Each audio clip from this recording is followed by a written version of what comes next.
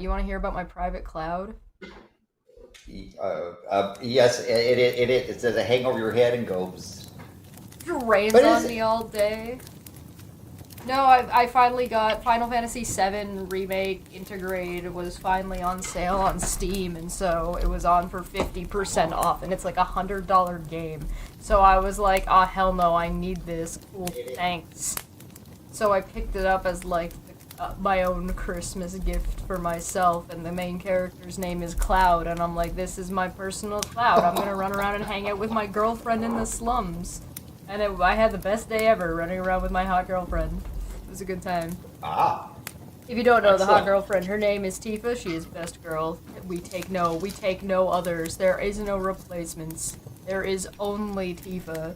Anybody who says otherwise is a dirty liar. And of Anyway, I course, was nerding out. I was sitting in my room by myself, like Puck wasn't even in here, and I was playing this game on my computer, and I was just like, well, I gotta go to my girlfriend's house. And I'm watching Cloud be the most adorable little bastard you've ever seen in your life, because he like gets so shy all the time, and I'm like, don't be shy about your girlfriend, tell her how you feel. But he can't. He can't do it. He can't do it because he's a hurt little baby boy and he has brain problems. So I've been really enjoying that. It's a lot of fun. Yeah. Okay, I made it. I, I made it. I made it. I made it. Hey. I presume, finally yeah, playing and of it. course, I presume you had a wonderful 50 hours of partying there, Maanyaa, for your trip around the sun. What? Oh, we're starting, I guess. Oh yes. I had fun. Yeah. Hi everybody. Welcome back Hello. to Debate Hub. I was like, what show is this? This is our Volcano one. Welcome to the Volcano one. Yes, I finally got Final Fantasy VII and I'm playing it and I'm not sharing because I debated on streaming it and stuff and I'm like, no, this is for me. This is mine. I will talk to you about it, but this is a me experience. Maanyaa had her birthday yesterday, and Landon is back with us. He was off tromping around, getting into trouble, presumably. Hmm. Allegedly. Allegedly, Allegedly. Oh, yeah. not getting into trouble. Me and Maanyaa got into trouble yesterday, as we do. Oh yeah. As you Did know. we get in trouble or did we make someone? We got someone Yeah. else in trouble. Oh, we are the trouble. Well, but Yeah. your DFF was calendar appropriate for places like New Zealand. Yes. It was Thursday for me, but Friday for Maanyaa, because every Dumbfect Friday is actually Saturday for Maanyaa if they're on Friday for me. Because Maanya's in the future. It basically means that advanced. we have 3 days of options that we can do Dumbfect Friday on. We can do it on Thursday, Friday, or Saturday, and it's all still viable. Not During when the when I go so-called back to work. Yeah. during the so-called Y2K crisis. Remember that way back when? Yeah. We're having live conversations with people in Australia and New Zealand, with the hope that the phone call across the millennium would do anything to our bill, but it didn't, because Y2K was not very interesting. Yeah, they made the news made a huge deal about it, and then the new year happened, and then everybody went back to work like Everybody was normal. like, I yeah. don't I know. was like, yeah, okay, yeah, whatever. Okay, cool. I didn't understand it at the Happy time. New Year. I don't understand it now. I know what people were freaked out about. Yeah. All So right. otherwise, I hope people are doing reasonably well, and Yeah. hello in the chat. There's a bunch of people showing up here to see what happened in the land of volcanoes and so forth. But do we have a rendering of what we had predicted before we see what's Yes. happening? Ooh. Yes. Just one note What? before we start, real quick. The Gob Squad thing is not rolling right now because I think there was an update and it broke, and I haven't fixed it yet. So I'm gonna fix it for the New Year. So that scroll will be going next next time. And Sarah's calling me out in the chat for playing Final Fantasy. They said I noticed you were playing Final Fantasy VII, and I commented on it, and you didn't even notice I said anything because he sent me a message. Aww. You were not the only person who's. I got a message from my mom and my sister, and I noticed nobody. I was busy hanging out and dating my girlfriend. Leave me alone. I even sent Dash a holiday Adorable. message, and she didn't even notice that she didn't notice my message. So that's how far I went. Okay, yeah, I got. But I hope you had a happy holiday. Everybody's. Oh, she did. She did. She made lots of garlic butter. I made a lot of garlic butter. Butter. I went to Canada for Boxing Day since they don't celebrate Boxing Day here in the United States. Oh, really? Is that not a thing?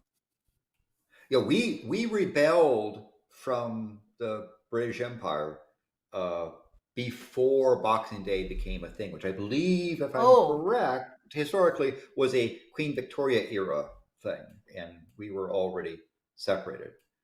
Do you guys do like sales at stores or anything? Because that's like a big thing up here. Is they'll do like a big Boxing Day sale. Nah.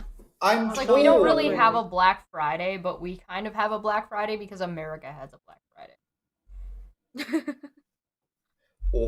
Yeah, we do have like Black Friday sales, but it's not like people aren't like killing each other for stuff. Yeah, it's not the same kind of thing. Yeah. I mean, you gotta have enough guns, enough alcohol, and enough stupid to Don't be forget able the bullets. Yes. Stupid, but like no, that. but seriously, I'm told by some people in retail that the day after Christmas is a high staff thing where people bringing in returns or gifts they don't want or exchanging stuff or or so forth. Yeah, it's a big hullabaloo. I remember I went in when I was working at EB Games back in the day before it was GameStop. I went in to work, but I wasn't to work. Like, it wasn't my job that day. I wasn't there for Boxing Day. But I showed up because I lived down the road. So I walked over just to see how they were doing and check in on them. And they had, like, lines out the door. And so I just started helping people that looked like they were confused. So, I just did floor help. I was like, are you okay? Can I help you? What are you doing? You look lost. And it was usually just parents who didn't understand the games that their kids were looking for. So I just spent a lot of time talking to confused mothers and grandmothers for the most part. Oh, yeah. I just did it for free because I had nothing better. Oh my god! This tells you about a little bit about my life when I was younger. I was bored, I had nothing better to do, so I volunteered for free at my job on Boxing Day. Oh, that's just how much customer service Chess is oriented. I'm just a nice guy, man. Yeah, you are. And once people get to know you. But also from a holiday perspective, I know somebody who was given a certificate for a game for a Commodore PET.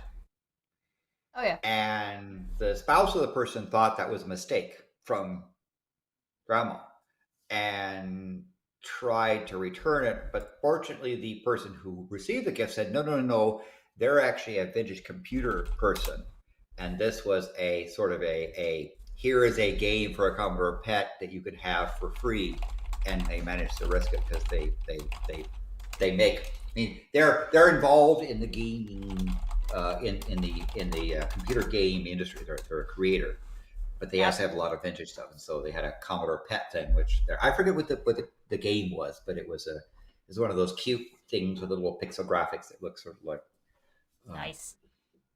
All right, Maanyaa, what were our predictions? Let's get into it. Sorry, I didn't mean to distract. Right.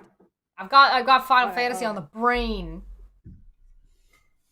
All right, so Landon said more of earthquakes, swarms starting and stopping in the southwest zone, and they will continue down, or they might stop and concentrate. And what? Shit. Sorry, hold on. Go to the East Rift Zone. Maanyaa's And trying shift to read to the East Rift Zone. Yep. Yeah. Or the killer top will erupt. Yeah, something like that. Sorry, my ink gave up. I think I would say they were unlikely for the killer to erupt at the summit. Yeah. But, Don't yeah, down one side or fight the me in the chat about Final Fantasy VII.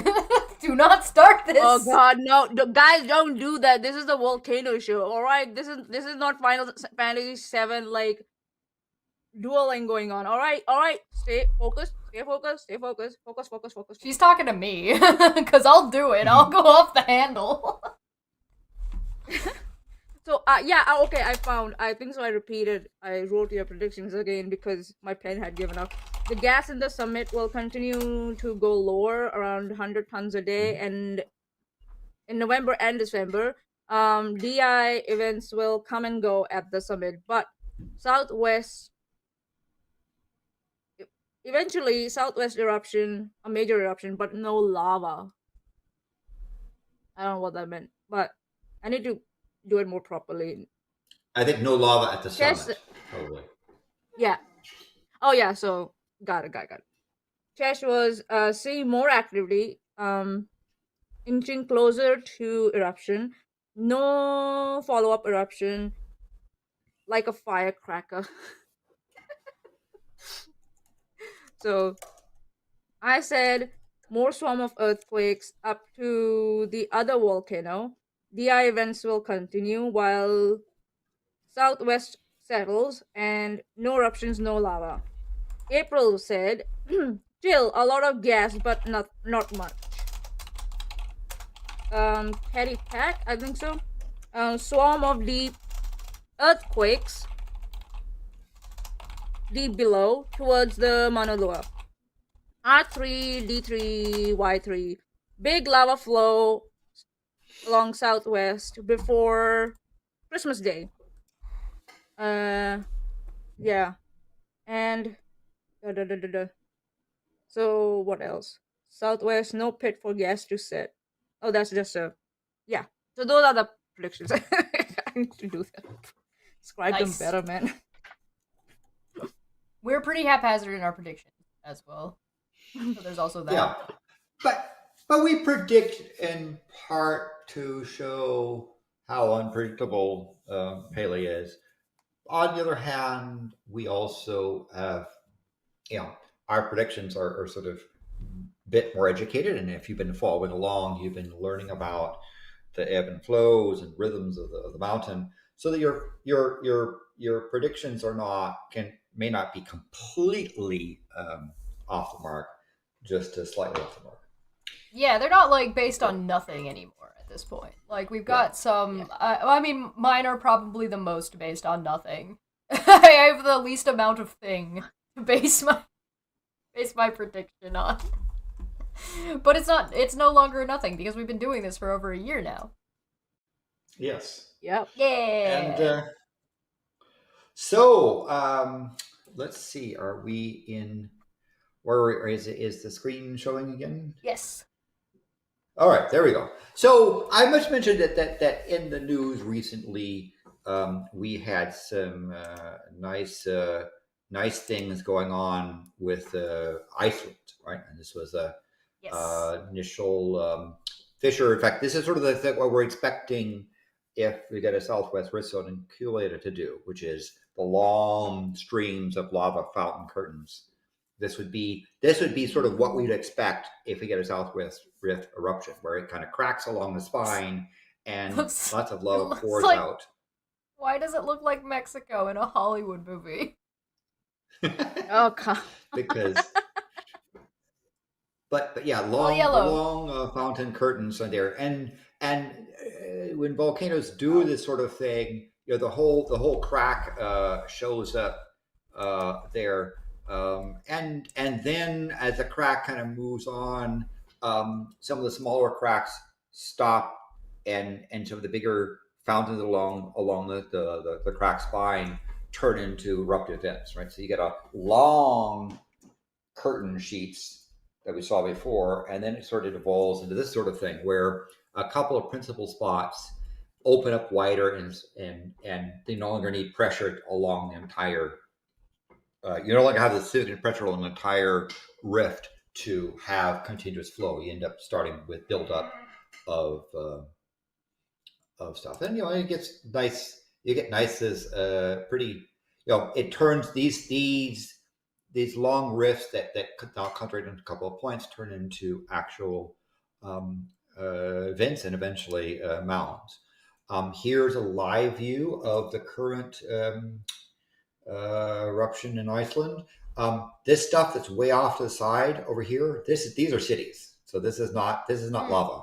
This is cities, and you can see like there's a airport there with the blinking flashes of stuff and other city lights. Oh, okay. Going. This is what that fountain turned into. There's one sort of main vent.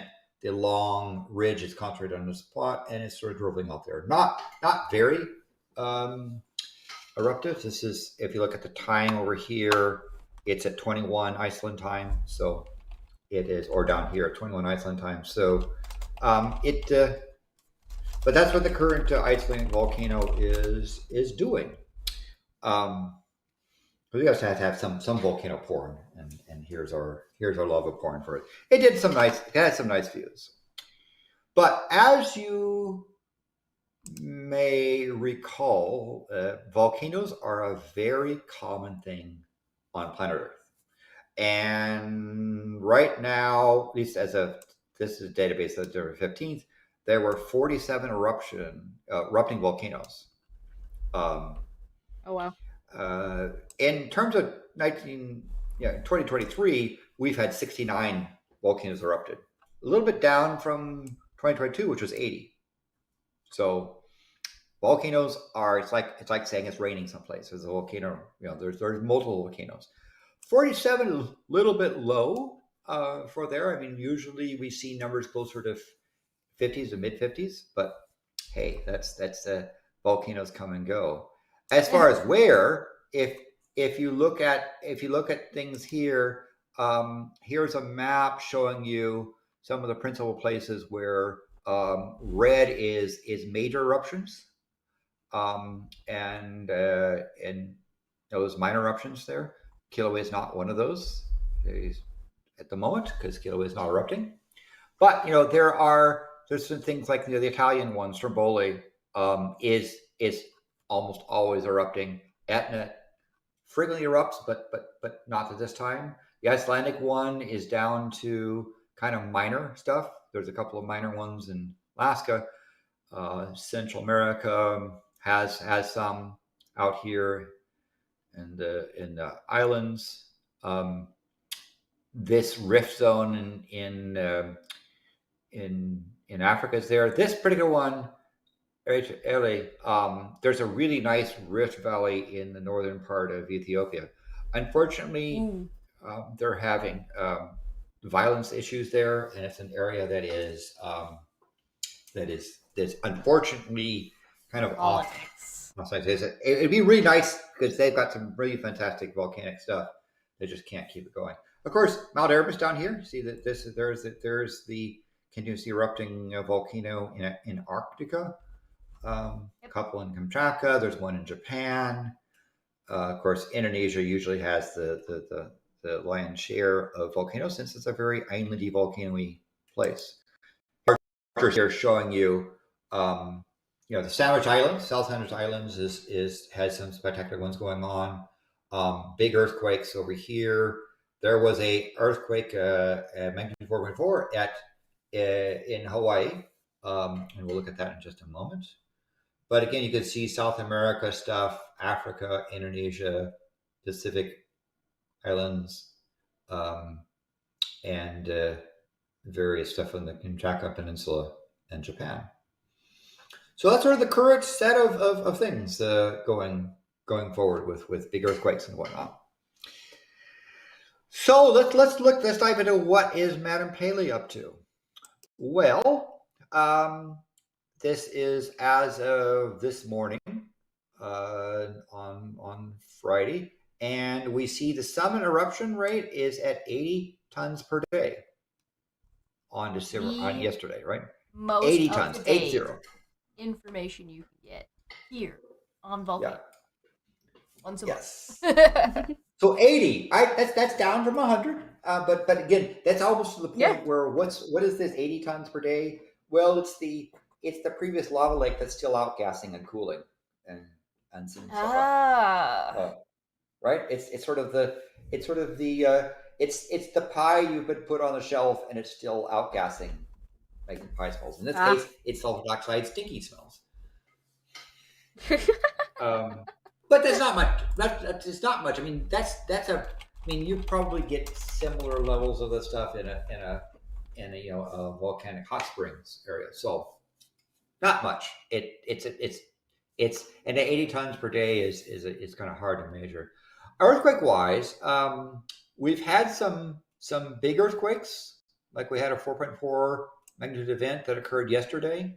We yesterday. had some 8th rift zone. Only about three quakes were recorded in east-west zone, but 28 quakes were recorded yesterday in the southwest rift zone. So quakes on both sides. You're saying? It's like a competition going on. Yeah. Who's gonna show most seismic activity? But the current eruption summit is not erupting and had 28 earthquakes less than magnitude 2.4 in the last 24 hours. So let's look at that. We look at tilt meters. Hey, tilt meters. You'll see the tilt meters. Meters a little bit. Zoom. Okay, let's zoom in. Zoomy. Whoops. Did I go too far? Yes, I probably went too far. Nope, there it is. Perfect. Okay. Here's the last day. And whenever you see one of these blips, this is an earthquake, a significant earthquake that sort of rattles the island, rattles the tilt meter. What is a tilt meter? It's liquid on a bar that it measures the flow one direction or the other. It's to see how it's tilting. Remember, 1 microradian from here to here. This is a 1 kilometer bar where one end raises up 1 millimeter. So for those that are metrically challenged, something like a 0.6 mile bar being lifted up by a thickness of an American dime. Because the American currency is one of those few currencies that doesn't have the number on it. They just say dime and quarter and nickel, and you have to just know that. But that I digress. Yeah. So we have this is a classic deflation, inflection, inflation, right? In fact, That's if you look over the week, Whoop. here's a nice DI event, little one. Here's actually a really classic one. This is the classic set of stuff. So this is what you see in the textbook. Yes. And so a little earthquake there, so forth. So we had a couple of classic ones. Going back over the month, we had a big earthquake over here, boing, and DI, and then periods of not, and then another DI, and a DI, and periods of not, and now here's a DI, right? Again, still on that upward slope. Yeah. And in particular, again, the DI, it starts downward deaccelerating, bottoms out, and flips and becomes upward accelerating, topping off, right?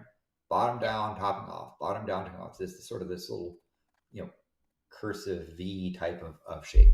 So we saw over the last month some DI events and some periods where it was not, right? It's kind of off and on.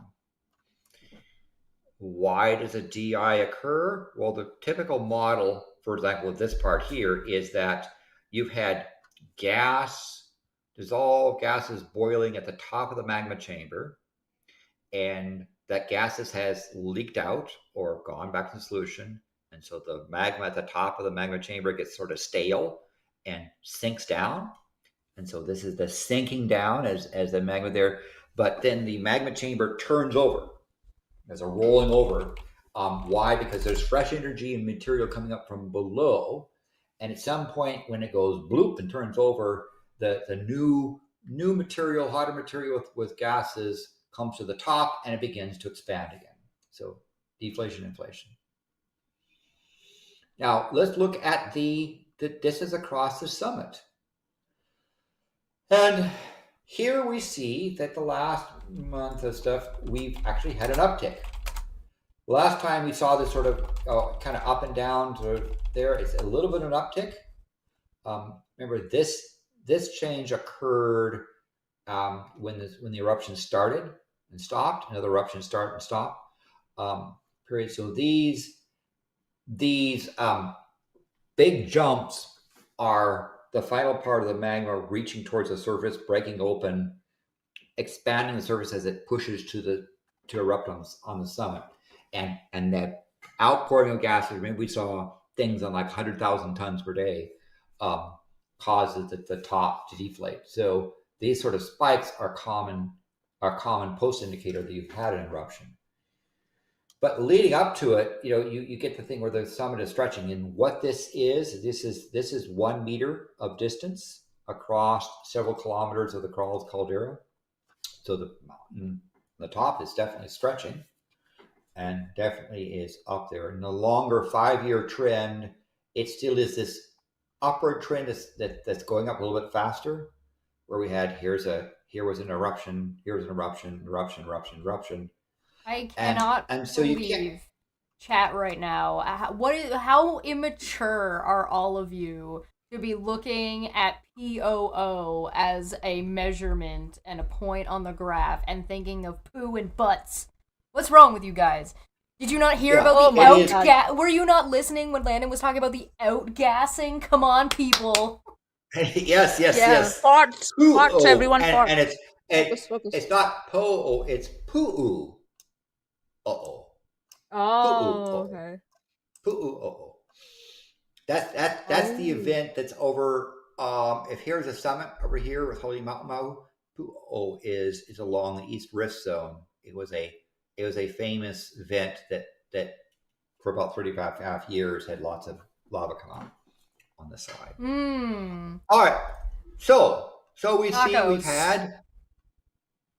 we've had DI events off and on periods of time where it is, but not significant, but if it was doing this more of the time, I'd say it was significant, but it's not consistent.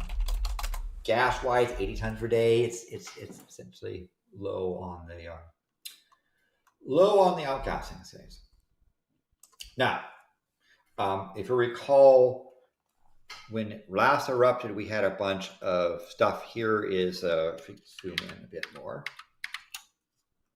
We had these eruptive events that had it pour over into the Halemaumau lava lake. This previous spot here was the previous event that came from here that poured in this way. So we had that. Remember, we had that one camera that was lucky that basically in that island. That little boy that survived. The little engine that could. Yeah. But that was the summit is not erupting, but if we look at what's happening here with there, you see in this spot way down over here that the summit region is just this box, and we have the southwest rift zone and the east rift zone. Where the east rift zone points is about where Poo-o vent was that flowed in. This was the area where at the end of the eruption it wiped out a bunch of homes. This is the spot that so what actually happened? Well, if we look at the December quake thing, we have this. This is between November 11th and December 11th was a show. Here's the Halemaumau summit where that lava lake was. And here are all those quakes. And then we saw this bit. We saw the East zone, and quakes went down that direction. Things shot out the side. Hell yeah. And then it stopped and it restarted down here. So we saw the movement down this way. Remember, we thought that the normally Halemaumau lake would have been covered over. It would have been a magma chamber underneath. But now it's kind of a plug, and the magma is having a difficult time going up through the middle of it, so it's moving to the southwest and to the east rift. Now, it went down that way, but then stopped, right? It didn't go very far. Now, Now, if you look at these color bands, see these sort of nice pastel color bands. This is when you go through one color cycle is a 1.5 centimeter uptick. The last time we saw it, we had increases in this area, but now we see there's increases here and increases down here, right? There's a whole bunch of bulging going on in this region that is suggestive that these quakes are because magma is pushing its way underground. It hasn't reached the surface because we're not seeing gas come out. And of course, it hasn't reached the surface because we're not seeing lava. But we've had some big, there's some big quakes. There's a big quake down here, big quake down here. So it's had some quakes, but also the quakes have been in the magnitude 2 or 3 or less. If you like to say, well, what's happened? This was this period in sort of the middle of last month. What about now?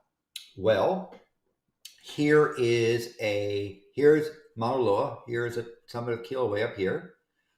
This was this magnitude 4.4 quake that occurred yesterday. And we remember we've seen clusters of quakes down in this area, and these quakes are deep, right?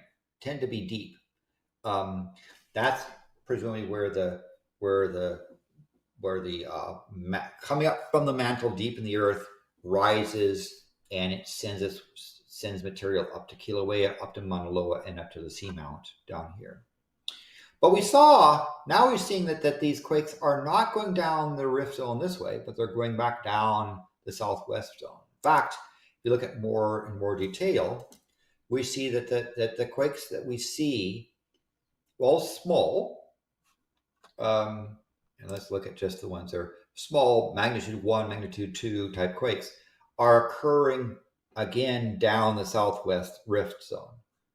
We're not seeing the east-west quakes going at this stage. So what occurred over here with this east rift connector was a period of time and it seemed to stop, and now it seems to be heading back down.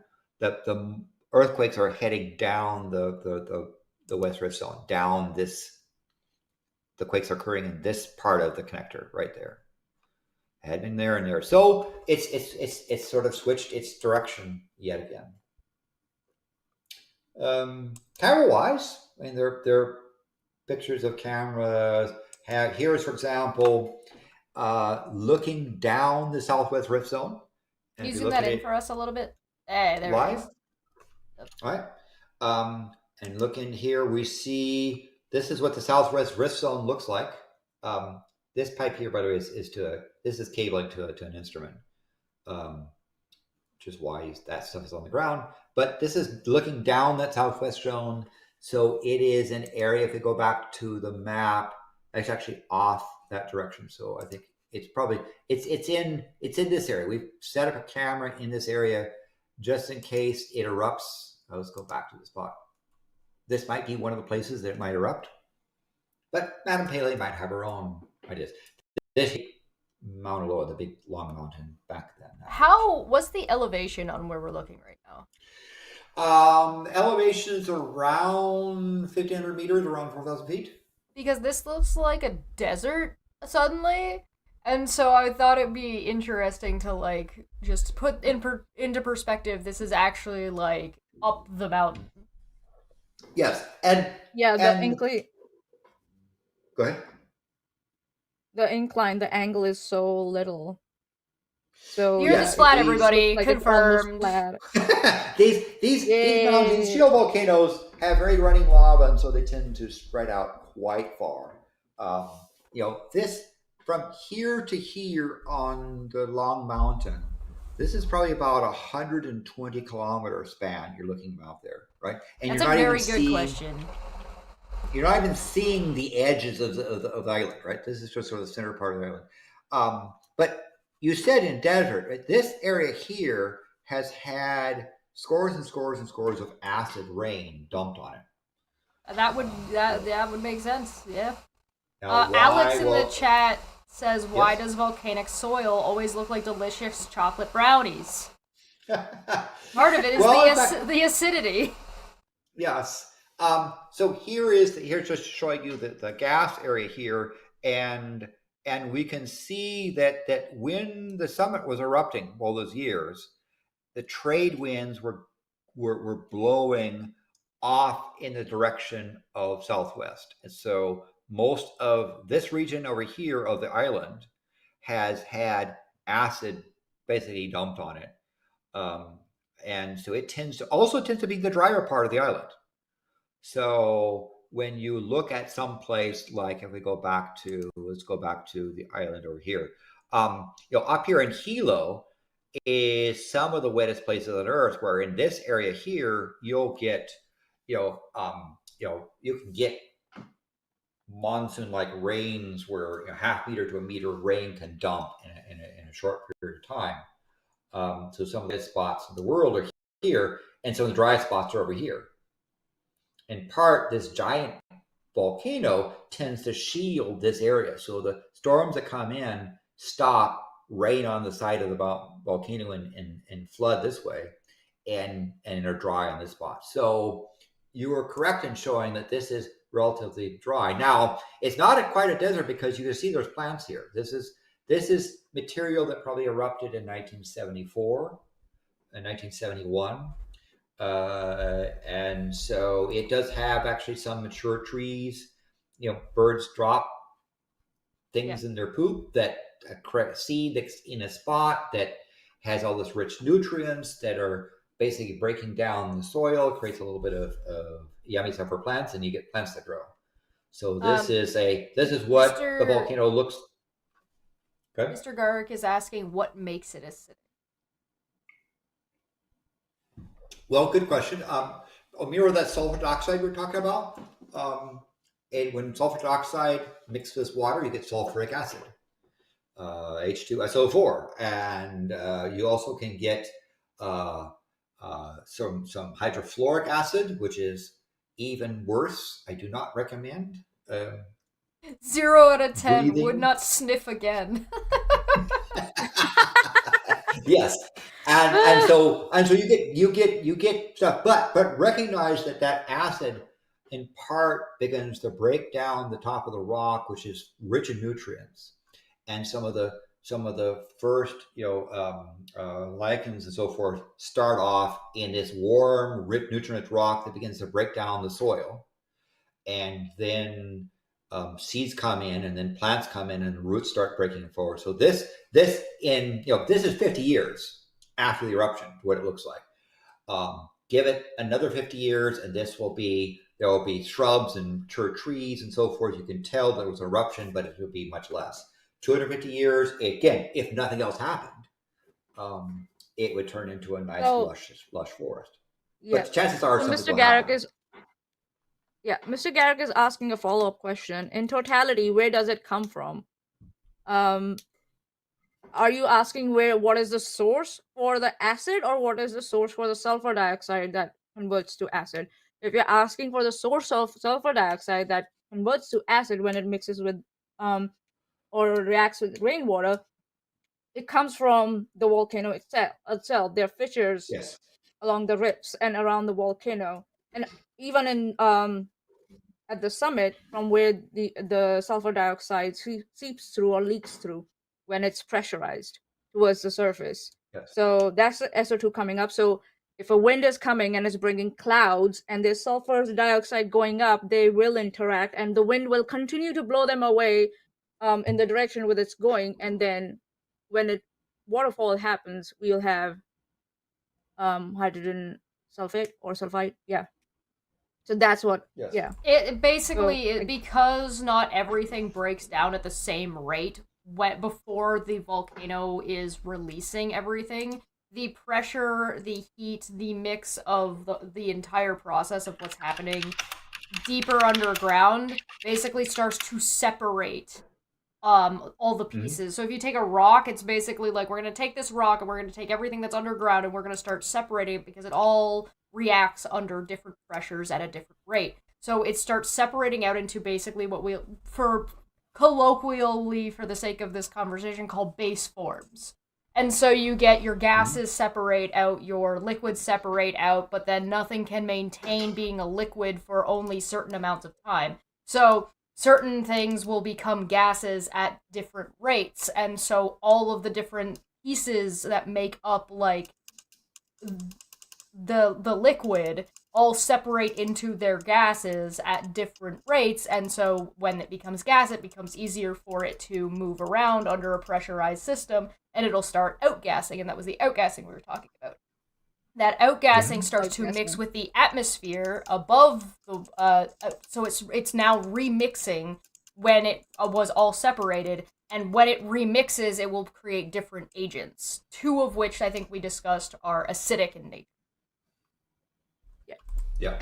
Yep. And well said. Well said.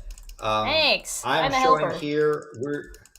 Yes, and you know your geochemistry stuff. So we're looking on the Big Island of Hawaii. Somebody Here said witchcraft. is- Got it. Yeah, pretty much. It is basically it is Pele's witchcraft. It is the witchcraft of that volcano. That is the Mother Gaia Madam witchcraft. That is not wrong. yeah. I like that answer. So here's the Big Island of Hawaii. Kilauea is here. Mauna Loa, Mauna Kea, and there's also the volcano here. But if you look at the spot of this island, we see a wet side of the island because the winds tend to come this way. So the storms here. So this is a very, very wet area, and these volcanoes create a sort of a desert, and you get the dry side here. So even say when you look into Google Earth, which we're zooming in on here, and this was a spot. This actually was a spot at a time these satellites when both the volcanoes were erupting. And notice in Kilauea, you see the gas coming out. See that little plume? All right. Look at that. Look at the result of zooming in more here of the volcano. So here's Pu'o'o and the gas. Here's Hurley Mount Mau and the gas, and you see the gas moves this direction. This is part of that. You can see it like there's nothing. You can see the greenery around it, and then how it just kind of like almost hard line cuts off. Just to be clear, not everything that is going to come out of the volcano and mix with the atmosphere is going to become acidic. There are multiple options. That's just the ones we were talking about right now. Yeah. But we see a combination of being on the far side of the mountains and the acid. In the case of Mauna Loa, right, this is sort of the dry side of the island because Mauna Loa tends to block a lot of the common winds. The winds and the storms tend to come from the direction of the northeast, heading toward the southwest. So indeed, you'll see the case where here now this area here, you see this part. The reason why this doesn't have as much vegetation is that this is where Pu'o'o in the 35.5-year eruption, this spot and this spot occurred. So we had a lot of vegetation that was destroyed, but this is fairly wet area and being reclaimed quite fast. Here are two other spots where the volcano came out. So you'll see these spots that are in the middle of what is otherwise very lush material. And again, very papaya plants, a lot of macadamia nut farms, and there are other farms too where people grow medicinal snacky cakes. Let's say that way. That occur. The brownies with plants in them. Oh, okay. The nutritious brownies. I got it. Now, this area here is a different thing because there's a different weather pattern coming up here. These are winds that come off the ocean, and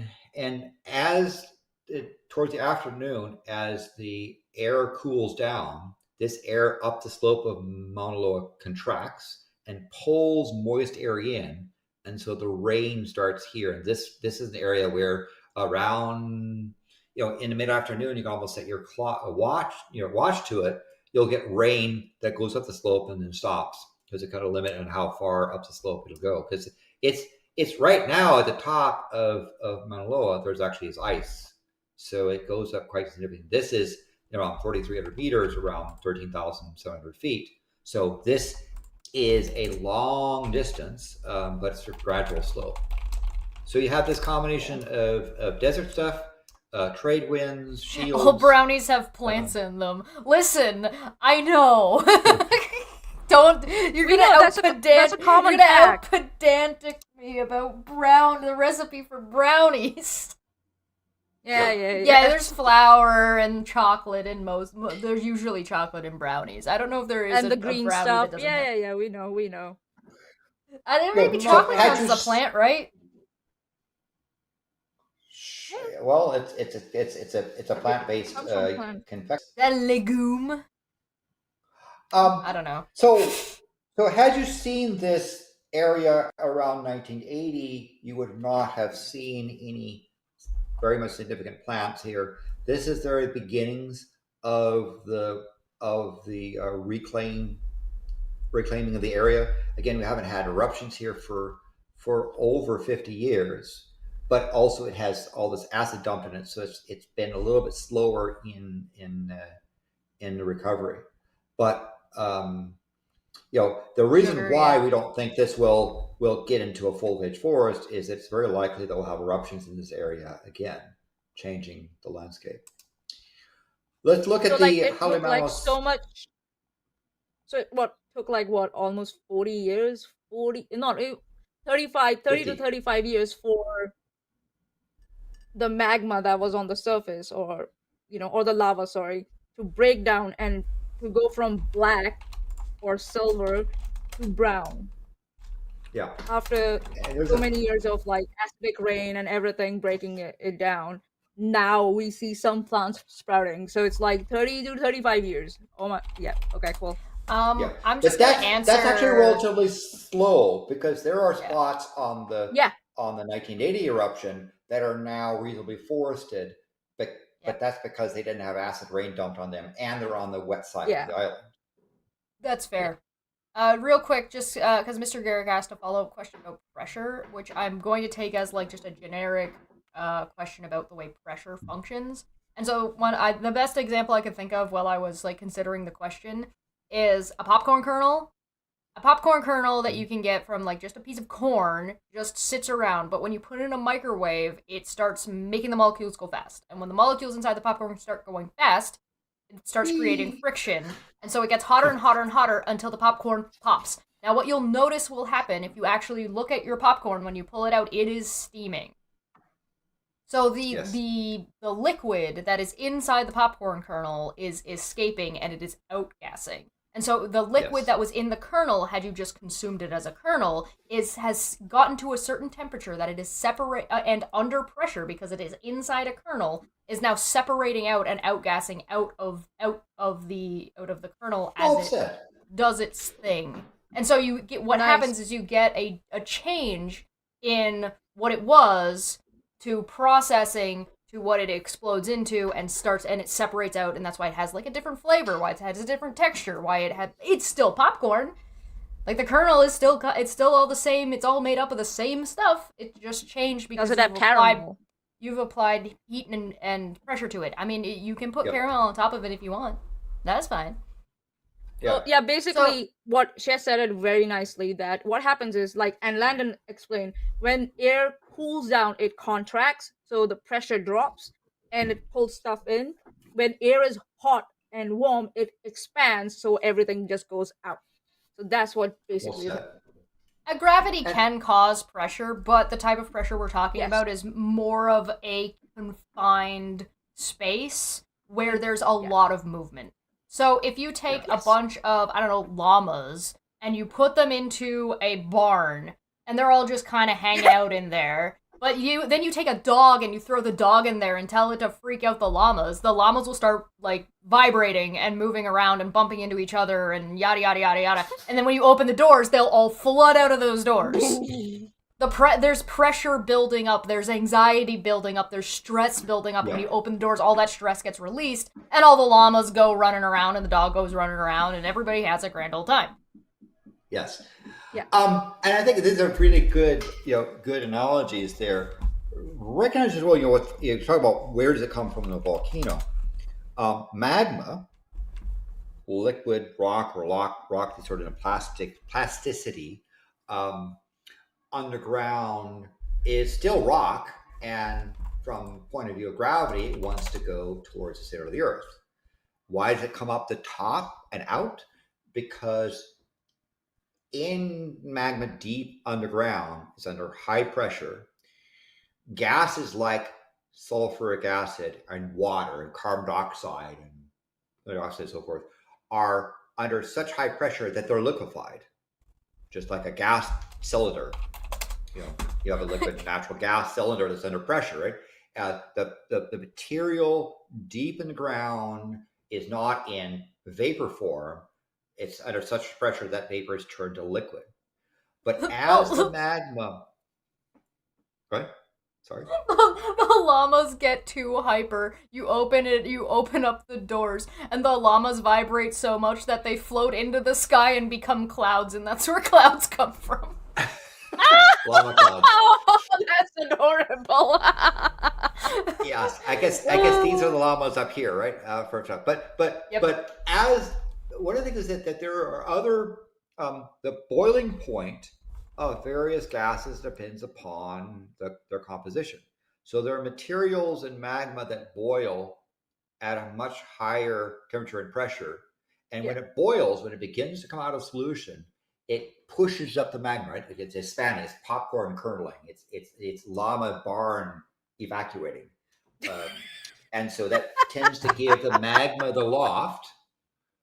And at some point when it gets nearer the surface, you start to get gases that actually will escape to the top. So when we talk about the amount of gas coming out, we're really referring to is how much magma material is getting close to the surface that new materials begin to boil. So when they sample gas, like what we're seeing here, this is the Maui crater, and when they sample gases, they're trying to determine.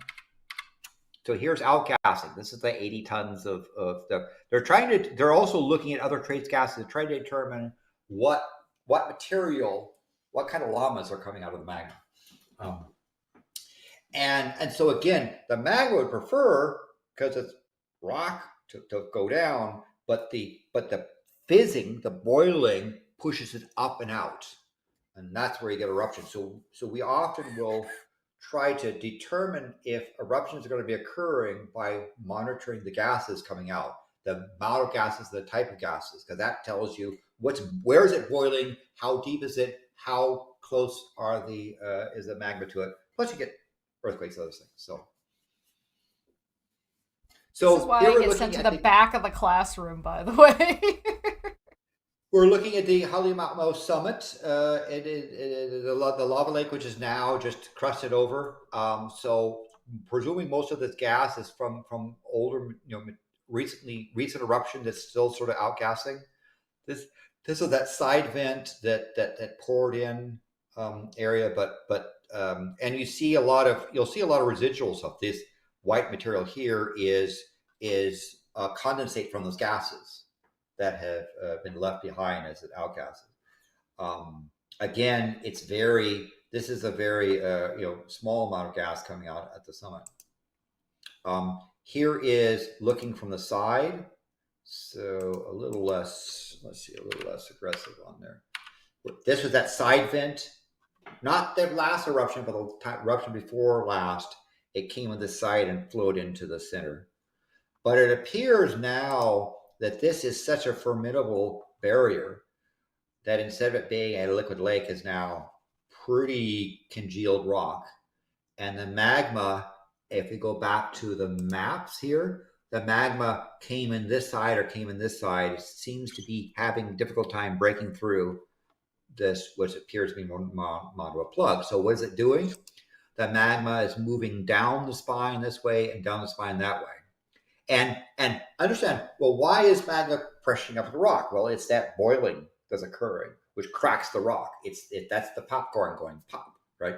But underground, it turns into an earthquake. So we see the gassing coming out here, gassing coming out here. Here's another view of the thing coming in their direction. This was the last eruption where we had the lava flowing from the side down this way. The previous eruption was over here.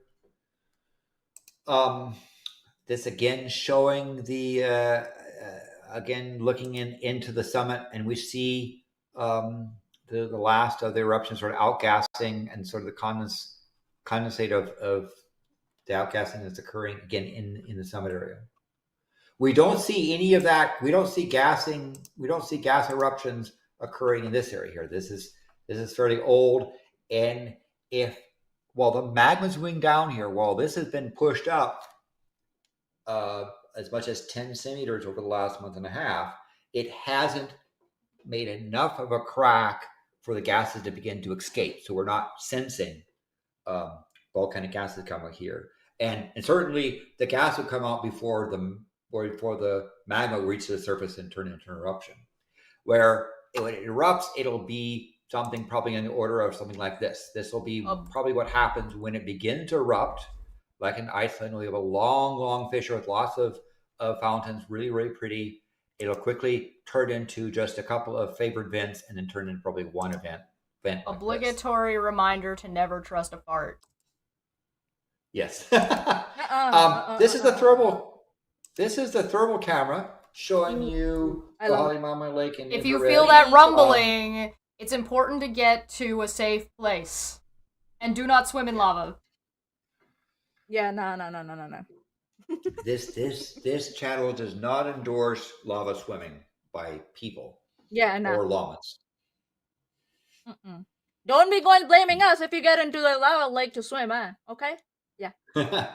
So temperature wise, the stuff gets to near boiling still, because this is a huge lava lake that's now congealed, and it takes a long time. The crust cools down and solidifies, but there's still liquid stuff underneath, and gases come out of that.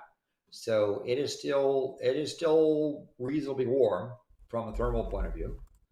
You were walking it. Has a quick question about the tech. Sure. What's the upper limit of the thermal camera, and how precise is it? So this thermal camera has quite a wide range. When it is under an active eruption, looking at lava, it'll be able to see things, in the 1200, 1500, Celsius area. Right now, I believe this range is probably from here that might be 20 Celsius to the hottest spot here, maybe around 60, 70 Celsius. So enough to be warm and toasty for the yellow parts, and reasonably tropical cool stuff over here that's in the shade. And so the dynamic range will change quite a bit. Yeah.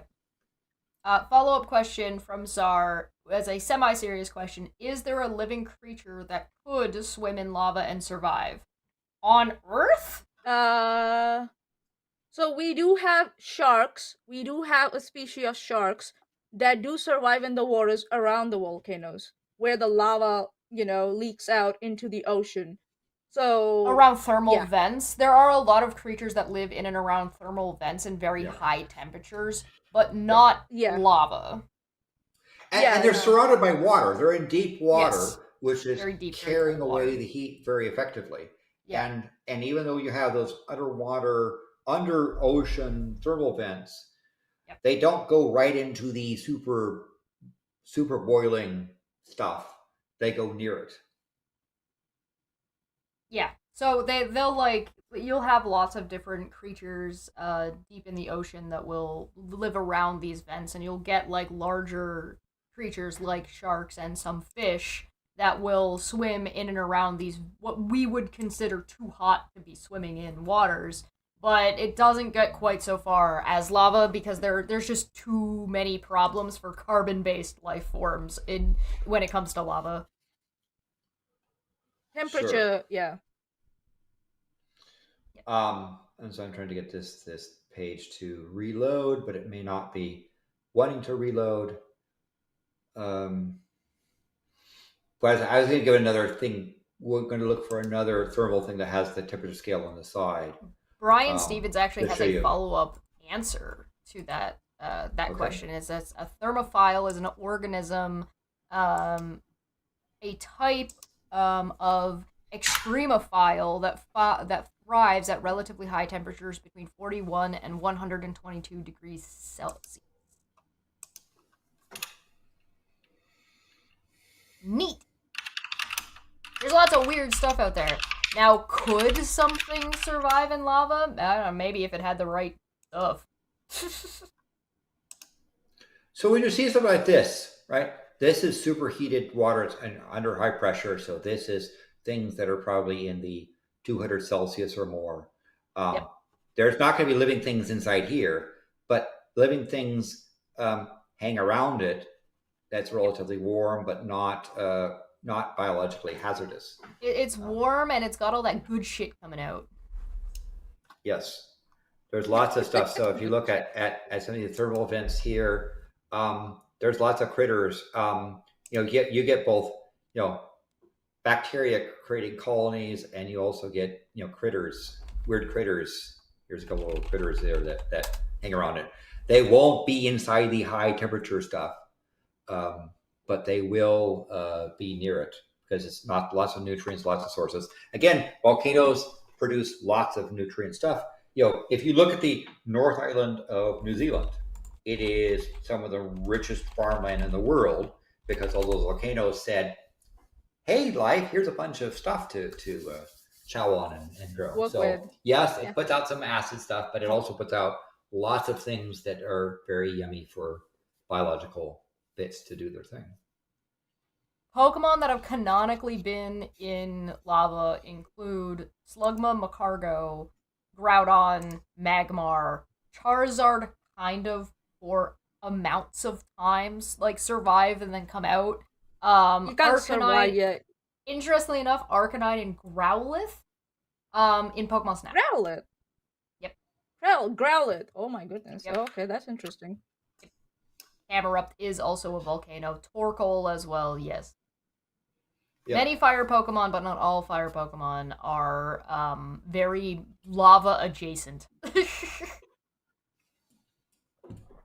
So I want to thank for one of the volcanologists that is lurking in the background, sent me one of their images from, I guess, a book they're writing.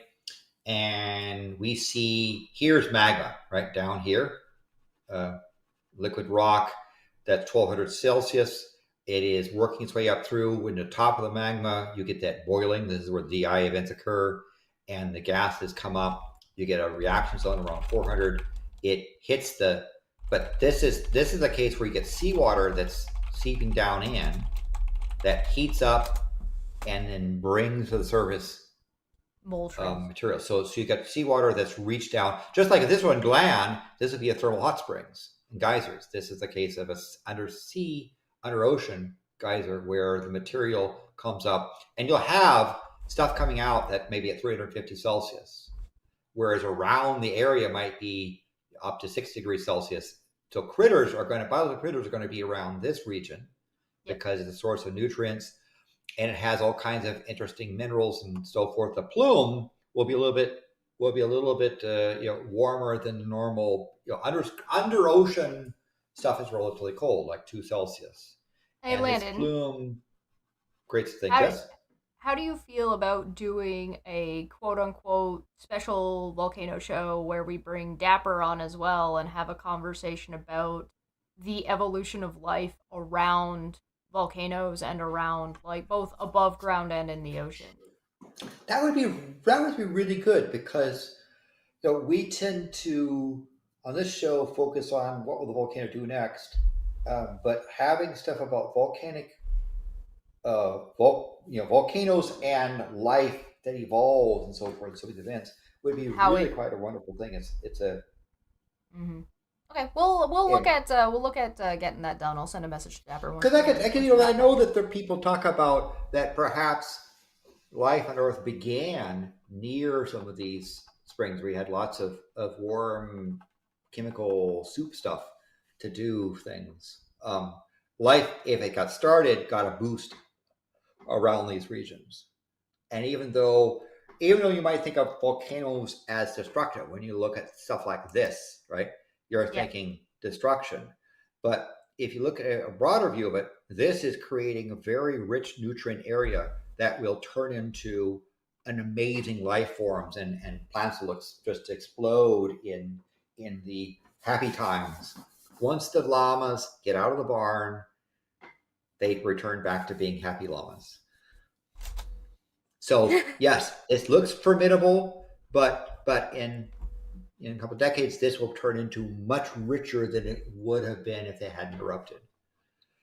And again, volcanoes are very common. They have typically 40 to 60 volcanoes erupting at any one time on Earth. And a number of them are doing a bunch of wonderful stuff. And yeah, it might suck if you happen to be too close to a volcanic eruption, right? Don't swim in lava. This is not endorsed by this channel. But it certainly does a wonderful thing for life around the planet. And again, lots of volcanoes, lots of earthquakes. We're a very wiggly, wobbly planet, full of eruptions, full of quakes, and full of life. So we should probably make our predictions and start wrapping up. Yep. And by the way, Good idea. chat, you can make your predictions too. Yes, let us know what your predictions are. Yeah. I think. How about I make a suggestion about predictions? That totally looked like you were picking your nose. Also, Landon, you need to get in frame a little bit. Come on. Oh, You just did like this. I know. Scratching my nose. It's just she was doing this, right? She was doing. Okay, so I have a suggestion. If you're making a prediction for the next show, can you guys note it down? Because I don't want to like miss something that you have said. Or put it in the chat. Leave it in the comment short. section. Leave it in the comment section. In the comment below. section. Yeah. Yeah, great. Comment section. Yeah. So. Okay, who wants to So start? I will say, I will come out and predict more of the same. Low gas output at the summit. Periodic earthquakes down both rift zones. No lava on the surface. Is that down both? Is it? Did you say down both the rift zones? Yeah. Periodic earthquakes. And low lava. I was just say no lava at the summit, and not erupting. Of course, not erupting at all. And I guess finally, periodic DI events followed by not so periodic stuff. So it'll kind of go again, like we saw before, more of the same. DI events that come and go, earthquake swarms that go down things that come and go. Not much gas coming out. Certainly no lava coming out for the next month or so. I have a different prediction. I think we're going to see an uptick in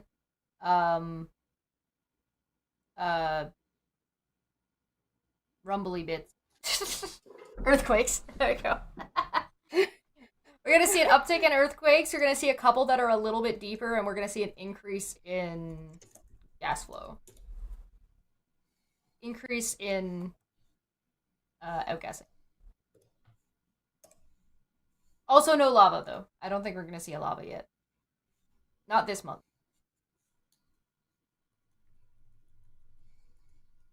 No lava? Got it. We're going to nuke Canada. Got it. Listen, it's already warm enough, man. It's been raining for days. Where's my goddamn snow? I hate global warming. My Yeah, dog get my loves snow. snow. Yeah, No snow. we are seeing that. I need to Snow move to for Texas to let me get just my fucking snow. That's a different kind of snow.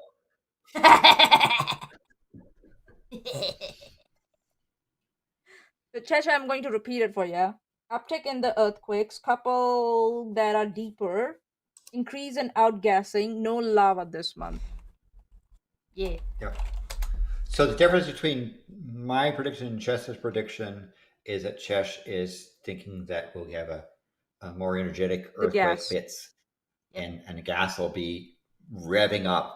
Where I'm thinking Yep. it's going to be about the same. So Yep. Me?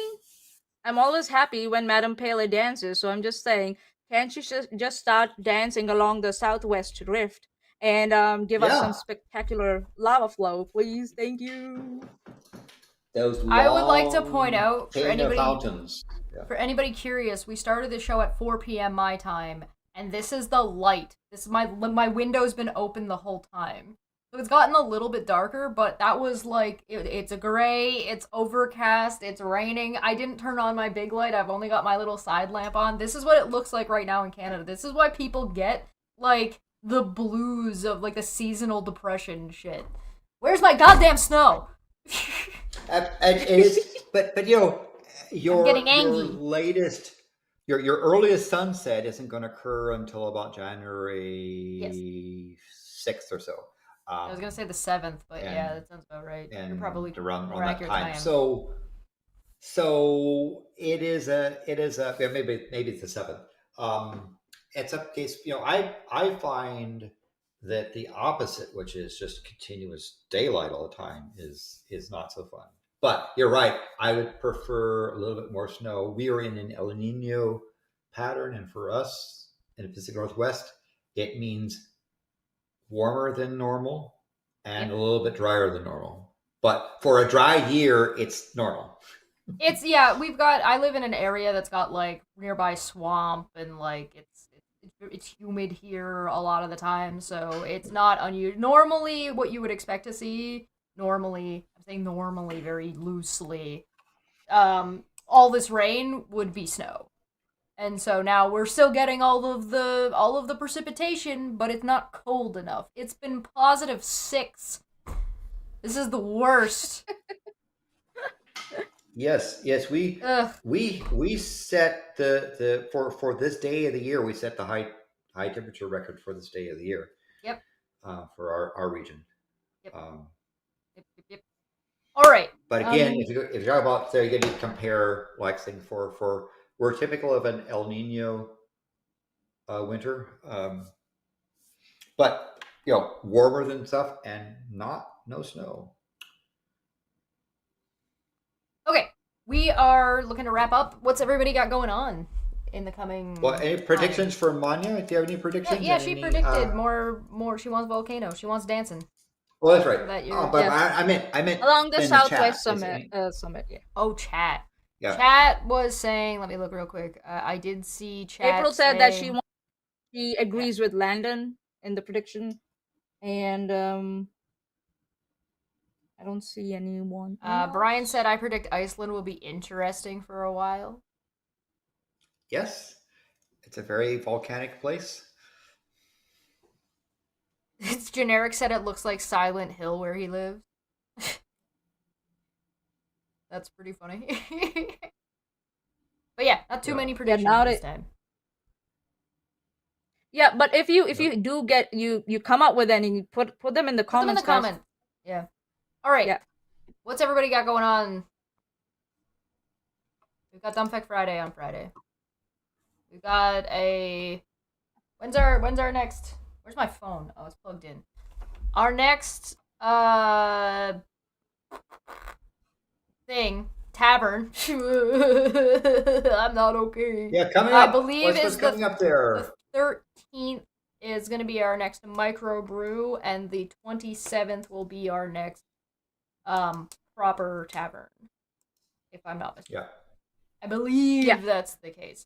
Tuesday Yep, we'll be back those are the to dates. our Tuesday we'll be live on Twitch. We'll be back to our regular scheduled programming there, which will be goofy stuff, but I'm also throwing in I'm gonna have a couple of like, I don't know, lectures, I guess, that I'm going to be presenting that are gonna have my normal let's use llamas as the example because I'm gonna distract everybody about llamas instead of actually talking about the issue. We're going to be talking about fallacies, argumentation, standards, principles, kind of how to navigate those things and how to express those things in a way so you can communicate them when you run into them.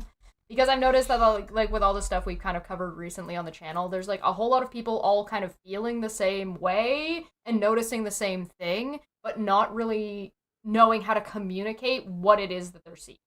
And so I'm going to try to skip a lot of jargon, but I'm going to try to like lay out like this is what a standard is, and here's how you establish what your standard might be, and those standards may or may not be variable depending on what you're watching. You don't expect a whole lot of like lying or deception around somebody who's just hanging out playing a video game and enjoying their experience and talking to you about it. But if you're going to talk about analytics and people analyzing a situation or reporting on a situation, now you've jumped what your expectations are. So we're going to kind of start laying that out and navigating that and sort of helping people build a base so that way they can pick. I'm not going to tell you what your standard should be.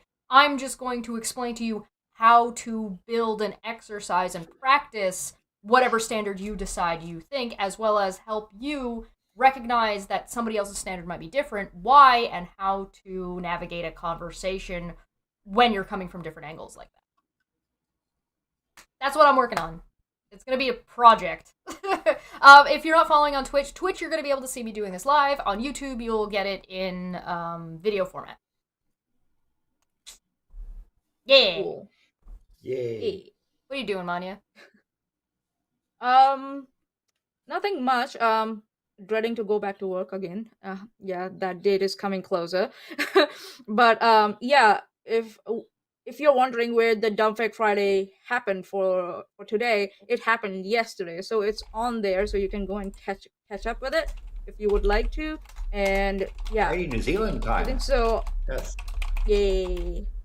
So yeah, New Zealand Friday for the starters.